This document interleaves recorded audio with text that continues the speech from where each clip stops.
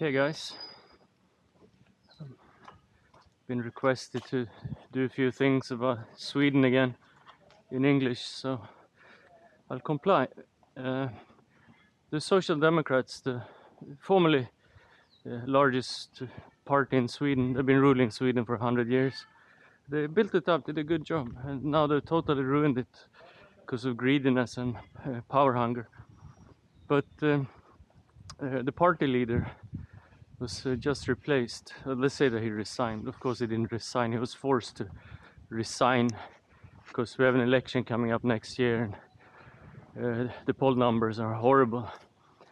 And they're calling this a Democratic Party, but they replaced him with a woman who's been the finance minister. Completely incompetent, arrogant,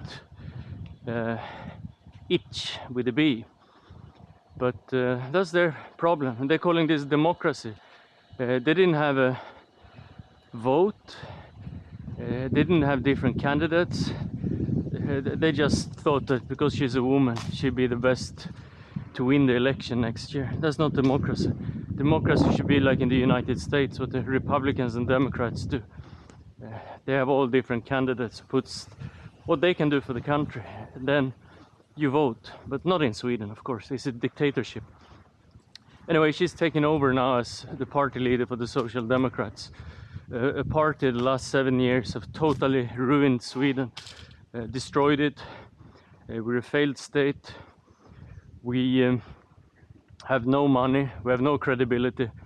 We have an open borders with immigration you can't even believe. We have millions of people who come into Sweden have never contributed to society.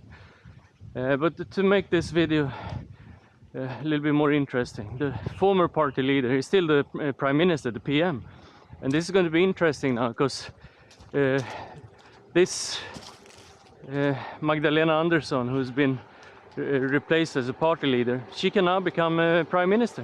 Not because the Swedish people wants her, but because she gets the mandate she needs in the parliament.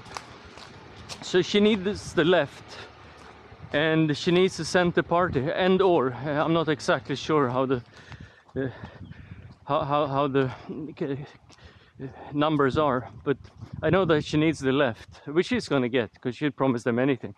The party leader of the left, the communist, she's gone out and said that we're not going to accept this, we're not going to accept that. She's as power hungry as the other politicians, so she'll give in to anything. Because if she doesn't vote this lady as PM, she will lose power. Politicians don't like to lose power. They're power hungry, greedy leechers. But what is going to happen now is the next couple of days we have the Speaker of the House, which is a corrupt from the moderate party, but he goes the same. He goes wherever the power is. He's a very power hungry, corrupt person.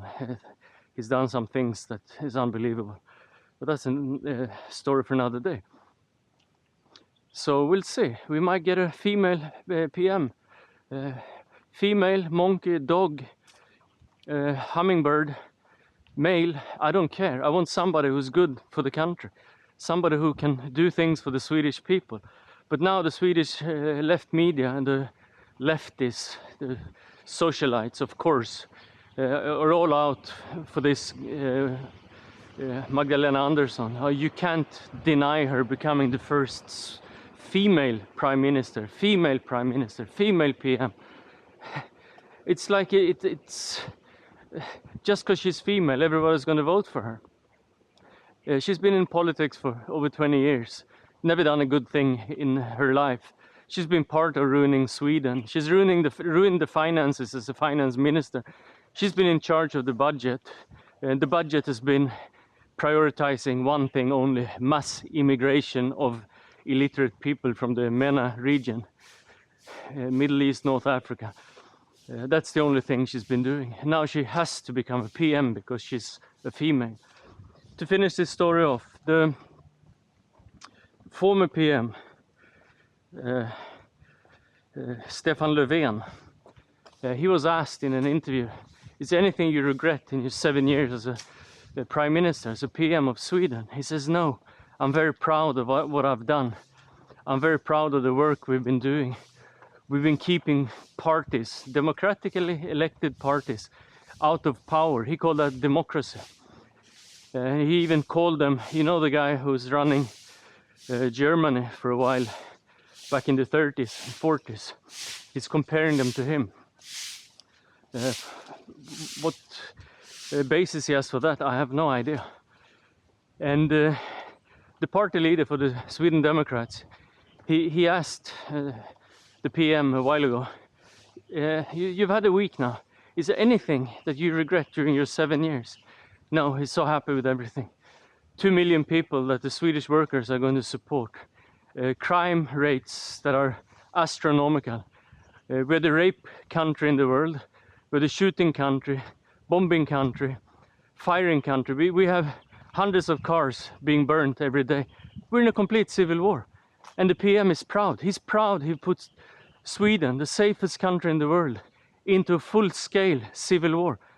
Can you imagine how power-hungry you are when you don't care about your own country? You care only about your career. So he's going to go down in the history as the person that destroyed Sweden. His predecessor started it, but he continued it in an elevated speed.